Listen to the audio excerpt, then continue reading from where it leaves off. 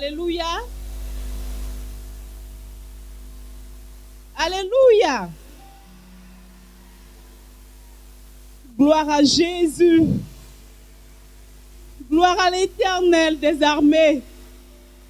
Gloire au Dieu du pasteur, du prophète Ouattara Mohamed Idriss. Gloire au Dieu du bishop Ouattara Mohamed Idriss. Mon nom à l'état civil, c'est Djoman Clémence. Je suis la fille spirituelle du bishop Ouattara Mohamed Idriss depuis 2006. Et l'année dernière, c'est-à-dire en 2012, précisément la nuit du 24 au 25 juillet de l'année 2012, j'ai été victime d'une attaque de la sorcellerie.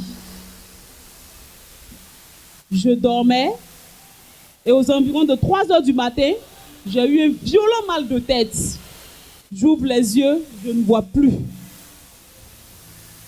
Mes parents et moi avons sillonné plusieurs cliniques sans issue. On a fait plusieurs examens sans issue. Et le dernier docteur en ophtalmologie que nous avons vu a dit que c'était impossible, qu'il n'y avait plus rien à faire. Il m'avait donc déclaré aveugle à vie. Aveugle à vie. Aveugle à vie. Et la main de l'homme venait de s'arrêter. Quand nous sommes arrivés à la maison, j'ai dit à ma soeur, ne pleure pas, parce que je sais en qui j'ai cru. Et si cette situation m'est arrivée à moi, c'est pour que le nom du Seigneur soit glorifié. Nous étions alors au jeudi. Le dimanche, nous avons vu le bishop, le serviteur, le pasteur. Amani a dit tout à l'heure que Dieu exauce toutes les paroles qui sortent de sa bouche. Frère, il n'a pas prié pour moi. Il n'a fait que déclarer des paroles sur ma vie. Et quand nous sommes retournés à la maison, vraiment, j'ai loué le Seigneur comme je ne l'ai jamais fait dans ma situation étant aveugle. Hein. J'ai adoré mon Dieu comme je n'avais jamais adoré mon Dieu. J'avais cette ferme assurance que mon Dieu allait faire pour moi ce qu'il a fait par le passé. Parce qu'il n'a pas changé. Il est le même. Je dis, Seigneur, c'est parce que tu m'as dit. Tu as annoncé sur ma vie de grandes promesses que je n'ai pas vues. Dans la tombe, on ne parle plus de ta fidélité. Ce sont les vivants qui témoignent de ta fidélité. Seigneur, yes. Je ne mourrai pas, je vivrai et je raconterai tes œuvres. Et tous les jours, je priais. Miracle. Moi qu'on me soulevait pour me laver. Moi à qui on donnait à manger. Cela s'est passé en juillet. Mais le 16 août 2012, précisément 2 semaines après, je me suis levée de moi-même.